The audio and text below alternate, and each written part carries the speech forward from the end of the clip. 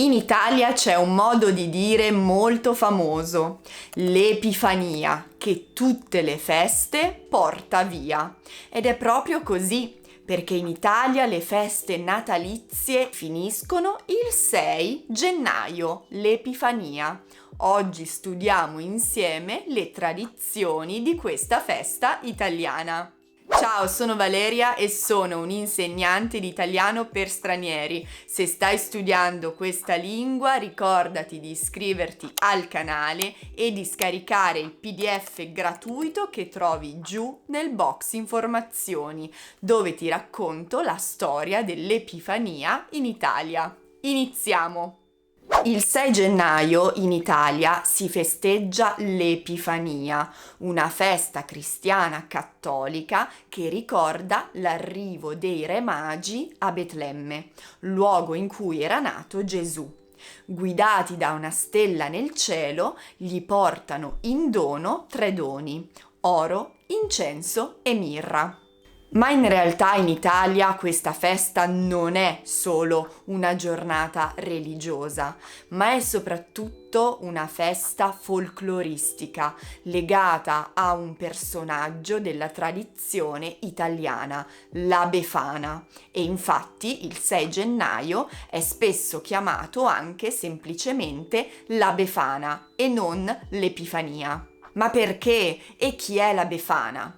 La Befana è una vecchietta che nella notte tra il 5 e il 6 gennaio vola nei cieli e porta ai bambini buoni dei doni, delle caramelle, dei giocattoli, e ai bambini cattivi che non si sono comportati bene porta il carbone di zucchero.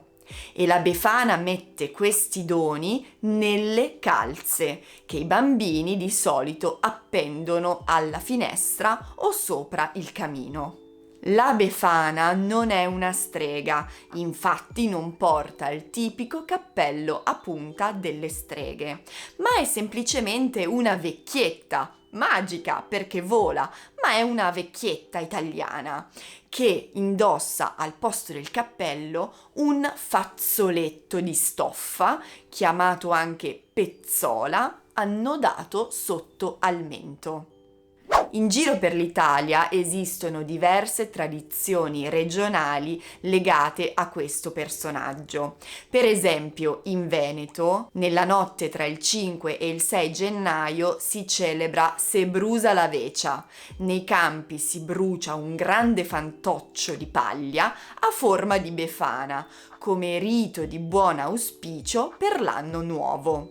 A Urbania, nelle Marche, invece, esiste la casa ufficiale della Befana e ogni anno si svolge la festa nazionale della Befana, una tradizione ormai conosciuta in tutta Italia, dove molte signore e ragazze si presentano vestite da Befana e sfilano per le vie della città. La Befana è la protagonista di una filastrocca famosissima in Italia che tutti, grandi e piccini, conoscono. Esistono però diverse versioni della stessa filastrocca e questa è quella che ho imparato io quando ero bambina. La Befana vien di notte con le scarpe tutte rotte, il vestito alla romana, viva viva la Befana.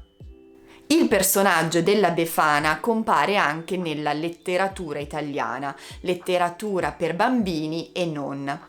Per esempio, Gianni Rodari, uno dei più grandi e famosi scrittori per bambini italiani, le ha dedicato un ruolo importante nel racconto per bambini La Freccia Azzurra del 1964, da cui è stato tratto anche un famosissimo film d'animazione che è uscito proprio quando io ero una bambina. Anche Giovanni Pascoli, uno dei poeti italiani più studiati della letteratura, le ha dedicato una poesia che inizia in questo modo. Viene, viene la Befana, vien dai monti a notte fonda, come è stanca, la circonda neve, gelo e tramontana. La Befana è arrivata anche al cinema perché nel 2018 è uscito un film che si intitola La Befana vien di notte, che richiama proprio la filastrocca che abbiamo studiato pochi minuti fa, con Paola Cortellesi, una delle attrici comiche più famose e conosciute e divertenti del panorama cinematografico italiano. Nel film Paola interpreta una maestra elementare che nasconde un grande segreto. Di notte si trasforma nella leggendaria Befana. A un certo punto però viene rapita da un misterioso giocattolaio, Mr. Johnny, a cui il 6 gennaio di 25 anni prima la Befana ha inavvertitamente rovinato l'infanzia. Saranno proprio 6 alunni della maestra che hanno assistito al suo rapimento a iniziare una grande avventura per cercare di liberare la loro maestra. E poi si torna tutti alla normalità, perché come vi dicevo all'inizio del video, il 24 dicembre iniziano le festività natalizie con la vigilia di Natale e il 6 gennaio finiscono. Quindi l'Epifania, tutte le feste, porta via, perché il 7 gennaio è il giorno più temuto di gennaio. Si ritorna al lavoro o all'università o a scuola e la vita ricomincia e l'anno può veramente iniziare. Bene, siamo arrivati alla fine di questo video e io spero che abbiate scoperto qualcosa di nuovo sulla cultura italiana. Scaricate il PDF per studiare ancora questo argomento da soli e mettete un mi piace se vi è piaciuto il video. Ma adesso, attenzione, fatemi sapere nei commenti se esiste una tradizione simile a questa nei vostri paesi. Sono molto curiosa. Grazie mille e noi ci vediamo alla prossima video lezione.